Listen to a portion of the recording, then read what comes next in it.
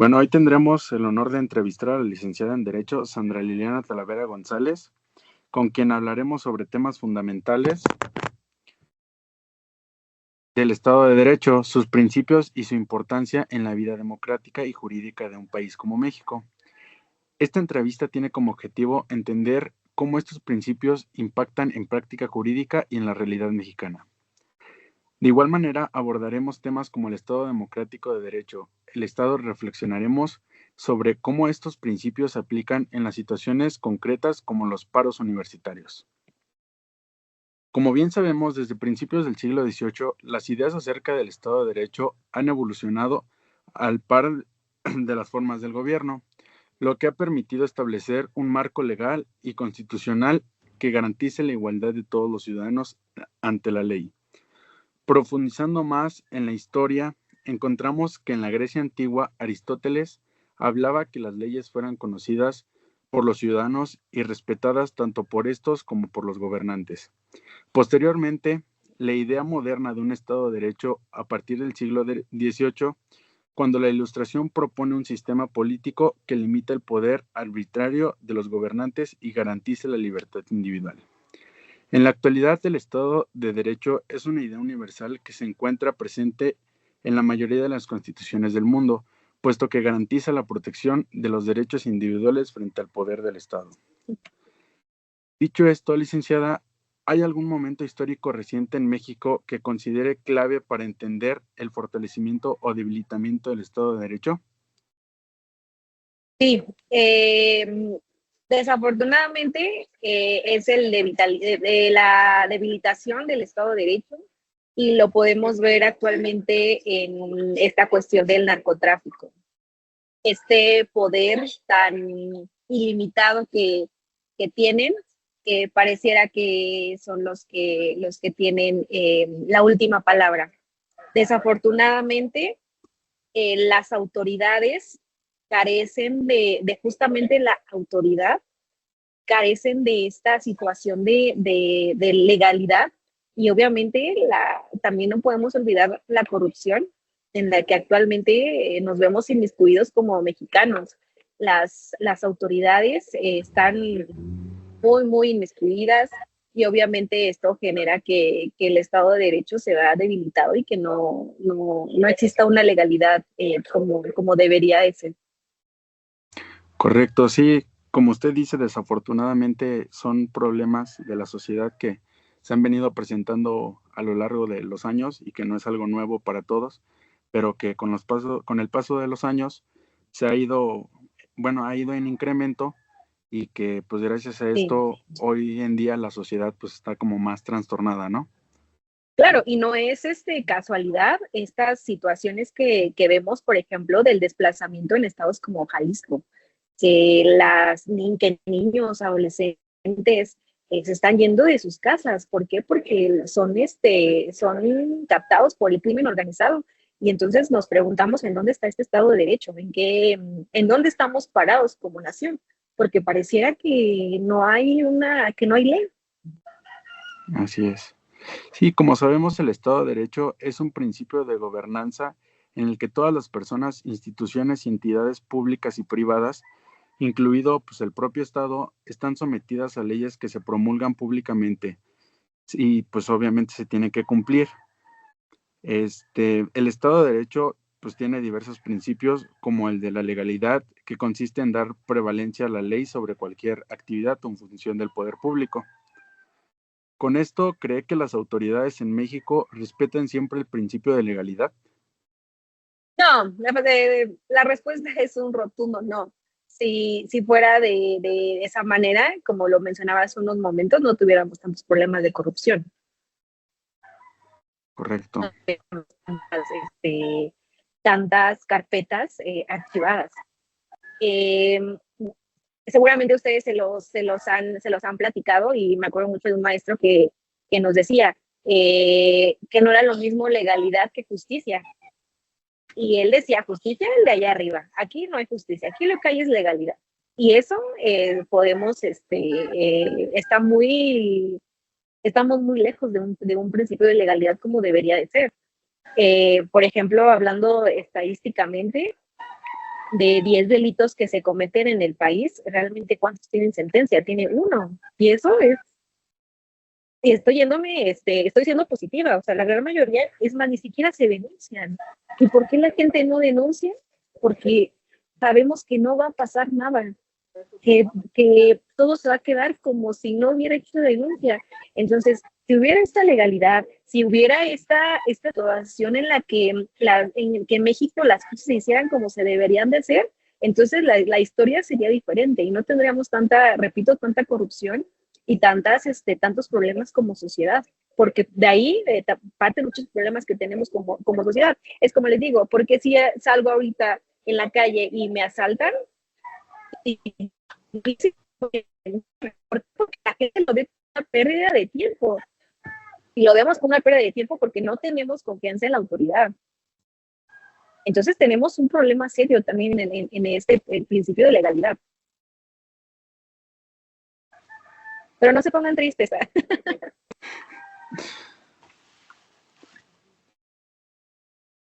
No sé si ustedes tengan algo que comentar, compañeras. Sí, bueno, también vemos que hay otros principios dentro del Estado de Derecho. Otro que tenemos es el principio de seguridad jurídica, que busca que las leyes sean claras y estables, de modo que los ciudadanos puedan prever las consecuencias legales que van a tener. Yo le pregunto, ¿qué tan accesible y comprensible considera que son las leyes en México para la ciudadanía, pues, común? ¿Qué tan comprensibles?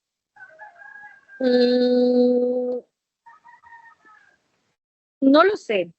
Creo que comprensibles lo son, accesibles no tanto. Regreso a lo que les decía ahorita, o sea, ¿por qué la gente no denuncia? Pues porque no existe esta confianza. Si yo tuviera esa confianza que voy a denunciar y que que va a terminar mi historia bien, que van a detener a la persona que cometió el delito, la historia sería diferente. Entonces, que conocemos las leyes, yo creo que sí, que son comprensibles, sí, pero de ahí a que sean accesibles hay un rango muy grande, pero grandísimo. Entonces, realmente no tenemos este acceso a la justicia como lo deberíamos de tener. Está lejos. O sea, nuestro problema en cuestión, por ejemplo, judicial es muy grande. Es muy preocupante. La verdad es que es muy preocupante. Sí, pues podemos ver que pues no todos tienen un acceso como correcto a las leyes mexicanas. Y es por eso que, bueno, ya cambiando un poquito de tema, si nos centramos más en el paro que pues estamos viviendo como universidad, ¿usted considera que los alumnos realmente conocen el impacto que tiene un paro ahora que pues estamos en fin de semestre? Pues deberían. Es, es evidente que como universidad estamos atravesando un momento complejo, un momento en el que estamos todos en el limbo, no sabemos qué va a suceder, no sabemos cuándo se va a resolver esta situación y los estudiantes están en todo su derecho de hacerlo. Es parte de esta libertad de expresión, es parte de ese despertar de la juventud, de entender, de comprender las necesidades que tienen como estudiantes y al hacer este tipo de actividades como el paro, yo creo que la obligación de los estudiantes es conocer por qué, para qué, en qué me beneficia, en qué me perjudica. Comprender que un paro es una pausa y que terminando este paro, el tiempo que tengan que pasar, se tiene que retomar las actividades. Entonces es importante que seamos responsables en conocer de qué trata y cuáles son los beneficios o cuáles pueden ser las contras de estos paros, pero es obligación. Y no nada más para ustedes como estudiantes, también nosotros como docentes, administrativos, todos debemos de inmiscuirnos, debemos de leer, debemos de comprender nuestra ley universitaria, nuestro estatuto universitario, para saber en dónde estamos parados y qué sigue después de este proceso tan complejo que estamos viviendo. Entonces, sí, eso es obligación que nos hace. Sí, yo creo que pues es obligación de todos conocer cuáles van a ser las repercusiones de que se ponga un pausa a las actividades y que posteriormente tengamos que iniciar en donde nos quedamos porque pues va a afectar demasiado más aún cuando hay personas que son de egreso o de nuevo ingreso. Sí, También tenemos claro. otro principio, que es el principio de motivación. Este nos menciona que toda decisión que una autoridad deba tomar, este debe estar bien fundamentada, con razones claras que demuestren por qué se tomó esa resolución y qué norma la respalda. En su experiencia profesional, ¿es común que las resoluciones legales estén debidamente motivadas? Sí, o sea, eso sí. ¿Por qué? Como tú lo acabas de decir, cada determinación de cualquier autoridad debe estar debidamente fundada, motivada y fundada.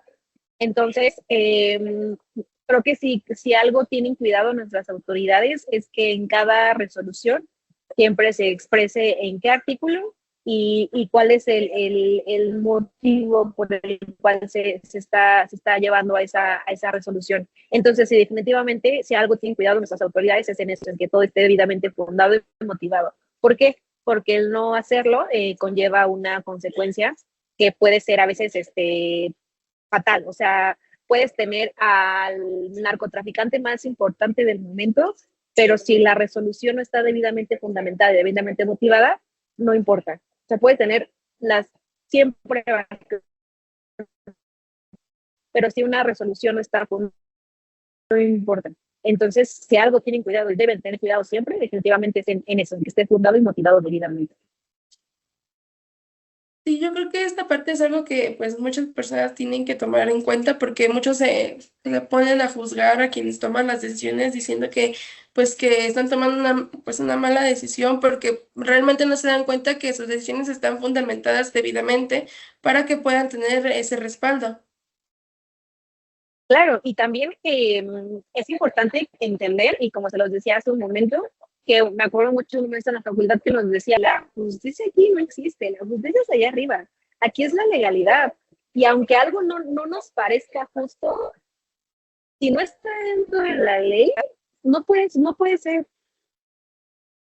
Ejemplo, un feminicida, ¿no? Que a lo mejor cometió X número de feminicidios, pero si la ley no da más de, no sé, o por ejemplo, que sea pena de muerte, ¿no? Es que lo justo es la pena de muerte. Pues puede ser lo justo, pero no es lo legal. Entonces, por más que nos parezca justo, si no es legal, no puede ser. Y es lo que muchas veces como ciudadanos no alcanzamos a comprender. O sea, puede tener la razón en que a lo mejor no es lo justo, pero si no está dentro de la ley, no puede suceder. Y eso a veces los ciudadanos no lo entendemos. Pero ya cuando nos ponemos, por ejemplo, entendemos el por qué la resolución de un juez, es cuando ya decimos, es que es porque no se puede, porque no está dentro de la ley. Sí, es correcto. Bueno, finalmente tenemos que el principio de limitación es el que va a establecer que los derechos no son absolutos y que pueden restringirse por el bien común o el interés general. ¿Ha visto casos donde los derechos individuales se limitaron jurídicamente en función del bien público? ¿Qué he visto? ¿Que me ha tocado? No.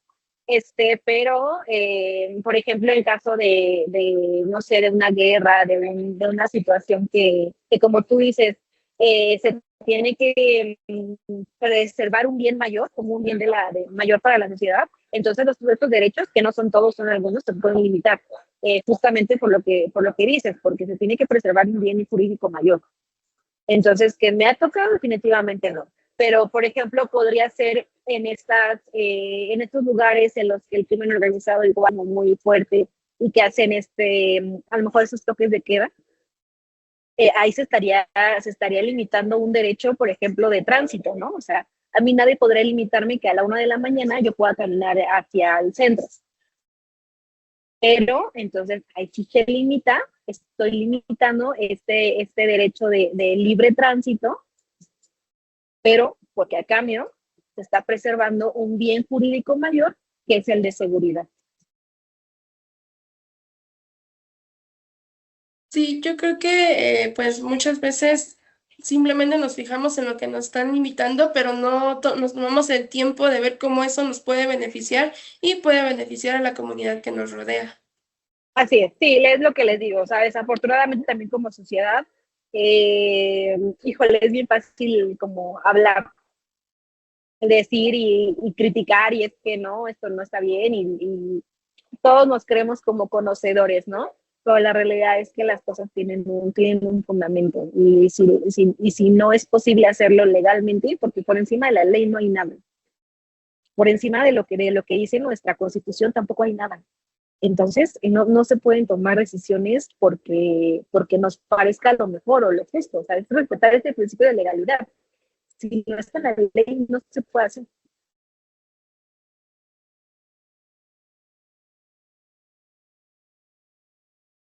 Bueno, maestra, ahora quisiera preguntarle acerca de temas que se ven más presentes en la actualidad.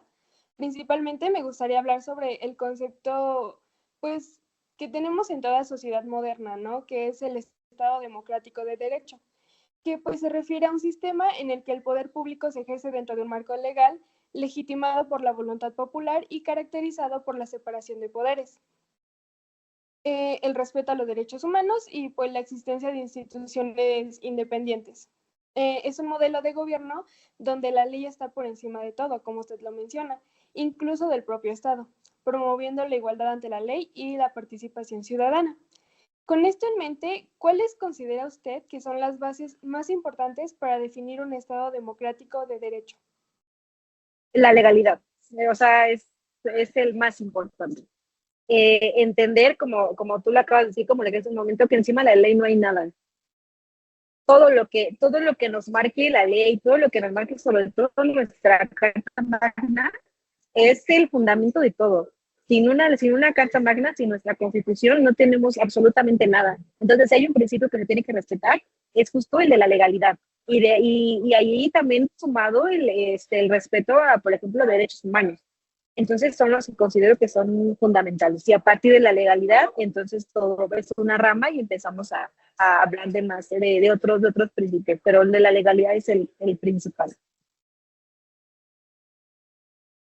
Claro, maestra, gracias. Y sobre todo, pues todo está fundamentado en la Constitución y pues es muy valioso lo que señala. También considero importante mencionar la separación de poderes y, como usted dice, la protección de derechos humanos. En este sentido, ¿cómo ve usted el papel de las instituciones judiciales en la defensa de este nuevo modelo democrático como lo es la reforma judicial y en garantía de un proceso justo para todos los ciudadanos? Híjole, esta cuestión de la reforma judicial, la verdad es que aquí sí voy a ser un poco subjetiva en cuanto a mi respuesta. No me parece una reforma que nos beneficie. Sobre todo por esta cuestión que tú estás mencionando de este principio de separación de poderes. Para que un Estado funcione debidamente, cada poder tiene que hacer lo que le toca. No tiene por qué inmiscuirse en otras situaciones que no. O sea, el presidente o el poder ejecutivo tiene sus funciones, el legislativo las propias, el judicial las propias. Entonces, ¿qué pasa con esta reforma? Que de una u otra manera, en primer lugar, se politizó. O sea, fue una reforma política.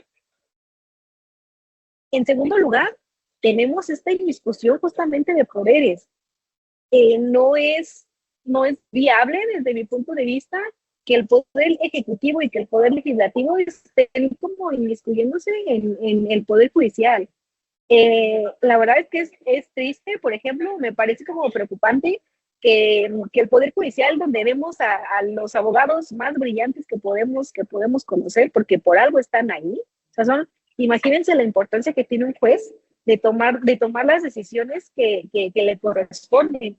Entonces, es preocupante, por ejemplo, ver que cualquier persona con poca experiencia o con poca preparación pueda llegar a ser juez. Es preocupante que, que podemos no llegar a tener los candidatos idóneos para este tipo de puestos. Imagínense un licenciado en Derecho que acaba de salir de la carrera o que tiene una experiencia en resoluciones judiciales y que a lo mejor porque es una persona con carisma nada más, pueda llegar a ser juez. Se necesita muchísima experiencia para estos puestos, se necesita muchísima preparación. Entonces, es preocupante, es como una cuestión que debemos cuidar. Además de eso, también es preocupante esta parte en la que, por ejemplo, se ven orillados los candidatos a hacer TikTok, por ejemplo, porque pues obviamente pues eso le sumamos que los ciudadanos no estamos informados. Es el primer proceso que se hace aquí en junio, ¿no? Ya lo tenemos el siguiente mes. Entonces, la gran mayoría de personas que conozco, ciudadanos que vamos a ir a votar, no sabemos ni qué. Si han visto comerciales, por ejemplo, en la tele, que vienen los candidatos, es un montón, es una lista súper larga de candidatos. Y vienen arriba como unos cuadritos en los que hay que votar, pero la gente no sabe ni qué poner en los cuadritos. Entonces no estamos informados, no estamos preparados para un proceso tan importante como es la elección de jueces y magistrados. El Poder Judicial no es pocas cosas.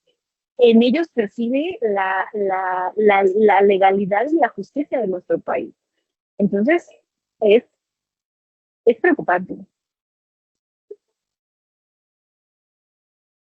Sí, maestra, claro, o sea, sobre todo como mencionar que por algo existe la división de poderes que pues claramente limita el uno al otro y en estos casos la democratización, en este caso para la elección de jueces, ministros y magistrados, pues no es realmente un proceso político, porque son ellos quienes repercuten tanto en la sociedad como en el ejercicio de la profesión de la abogacía, ¿no? Así es. Sí, pues, completamente de acuerdo. Hay que tener mucho cuidado con la no debida separación de poderes. Bueno, ahora en relación con esta postura me gustaría abordar otro concepto que va de la mano, que es el Estado constitucional. En este sistema político pues se basa en la idea de que la Constitución es la norma suprema del país y que todos los poderes públicos están sujetos a ella y la Constitución es garantía de que las leyes se aplicarán de forma justa y equitativa. Es un modelo que se caracteriza por la supremacía de la Constitución, separación de poderes, el control de constitucionalidad y la protección de derechos humanos. Asimismo, pues promueve la participación democrática para que el poder se ejerza de manera legítima y bajo el principio de legalidad. Dicho lo anterior, ¿de qué manera considera que la supremacía de la Constitución dentro de un Estado garantiza el principio de protección de los derechos humanos? Es evidente que, como lo mencionaba hace un ratito, es lo más sagrado que tenemos, nuestra Constitución. Es el documento más importante y el que define la vida democrática de nuestro país. Entonces, sin Constitución no tenemos nada. Y obviamente de la mano de esta Carta Magna viene la protección de derechos humanos, en donde viene legitimizado, pues obviamente en la Constitución, en nuestros primeros 29 artículos. Entonces, toda nuestra vida política, toda nuestra vida democrática se basa en la Constitución, en estos 136 artículos que tenemos. Entonces, separación de poderes, derechos humanos, legitimación del poder, todo lo tenemos en esta Constitución. Entonces, es nuestro documento más importante, más sagrado.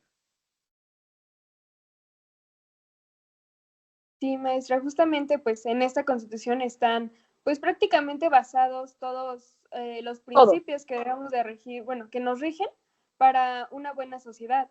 Y en este sentido, ¿usted cree que gracias a nuestra Constitución se logren erradicar o prevenir los abusos de poder que actualmente existen en la política de nuestro país? Sí, o sea, es lo que les digo, o sea, de la Constitución emanan todas nuestras leyes. Y por encima de nuestra Constitución y de nuestros tratados internacionales no tenemos nada. Entonces, ¿cuál es el documento base de todo? Pues la Constitución. ¿Y cuál es el documento que nos va a servir y nos va a ayudar para evitar este tipo de abuso de poder? Pues obviamente es la Constitución. Pues no hay nada más arriba. Sí, maestra, es una excelente explicación. Pues sabemos que la función del control de constitucionalidad es importante para evitar abusos de poder. En este sentido, ¿cree usted que en México este control está lo suficientemente fortalecido o existen limitantes en cuanto a su efectividad? Desafortunadamente existen limitantes. Nuestra constitución es de las constituciones más hermosas del mundo. Y no lo digo yo, lo dicen muchos juristas a nivel internacional. Nuestra constitución es bellísima, nuestra constitución es de las más completas en el mundo. Tenemos importantes mecanismos que nos ayudan a proteger este tipo de situaciones, pero desafortunadamente, y ahorita me lo preguntaron, con esta reforma judicial, yo sí me atrevo a decir que si se meten asuntos políticos, sí podemos llegar se puede llegar a ver afectado.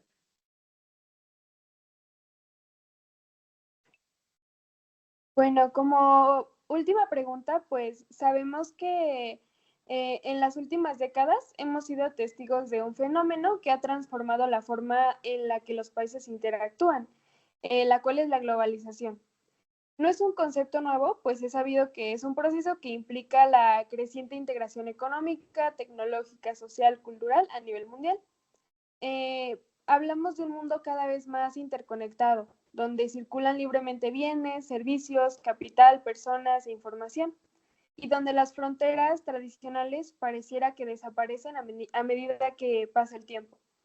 Entre sus efectos, pues se encuentra la pérdida de la soberanía de los estados, el aumento de poder de actores internacionales y de las corporaciones, al igual que la posición de un estado en un entorno independiente. Quisiera preguntarle cómo considera que la globalización ha transformado el Estado mexicano y su capacidad para ejercer la soberanía en la actualidad. La globalización, como en cualquier otro aspecto, obviamente influye. Y el aspecto jurídico no es la excepción. Y lo vemos simplemente con tratados internacionales. Si no existiera esta globalización, no tendríamos tratados internacionales. Y los tratados internacionales, la relación con otros países sería muy complicada. Entonces, los tratados internacionales es el vivo ejemplo que tenemos. México tiene firmados más de 100 tratados de libre comercio. Que conozcamos el más famoso con Estados Unidos y Canadá, bueno, es distinto, ¿no? Pero tenemos tratados de libre comercio con muchos países. Entonces, obviamente esto es fundamental para que el país se desenvuelva de manera adecuada a nivel internacional. No podemos vivir en una burbuja en la que nada más seamos nosotros como país. Necesitamos relacionarnos sí o sí. Necesitamos de otros países, sí. Otros países necesitan de nosotros también. Y esa está esta parte también económica. Entonces, obviamente eso es muy importante, siempre cuidando, como lo mencionas, la soberanía que tenemos como país. ¿Y cómo la vamos a defender? Pues es muy claro, a través de nuestra Constitución. Para eso tenemos un documento tan sagrado como es nuestra Carta Magna. Entonces, de que la soberanía está, también es un hecho. Y a veces también hay cuestiones políticas y que son muy bien sabidas en esta parte internacional. Bueno, pues también influyen, pero definitivamente necesitamos de tratados internacionales para cuestiones jurídicas, para cuestiones humanitarias, para cuestiones económicas. Entonces, como le repito, no, en la parte jurídica no es una excepción, que la globalización es parte de nuestra vida.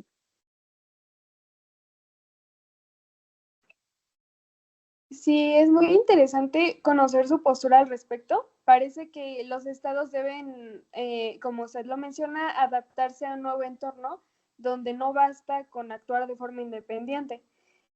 Pues también existen estrategias como lo es nuestra Constitución para pues, proteger la soberanía del Estado dentro de este mundo globalizado, ¿no? Así es. Bueno, maestra, muchísimas gracias por compartir con nosotros sus conocimientos y reflexiones sobre temas tan importantes en relación al Estado y el papel que el derecho desempeña en nuestra vida diaria. El Estado constitucional, también los impactos que tiene la globalización, y pues sin duda su visión nos ayuda a comprender mejor los desafíos que enfrentan nuestras instituciones en un mundo cada vez más complejo e interconectado. Agradecemos profundamente su tiempo y disposición para esta entrevista. Ha sido un verdadero gusto conversar con usted. Muchas gracias, el gusto fue todo mío.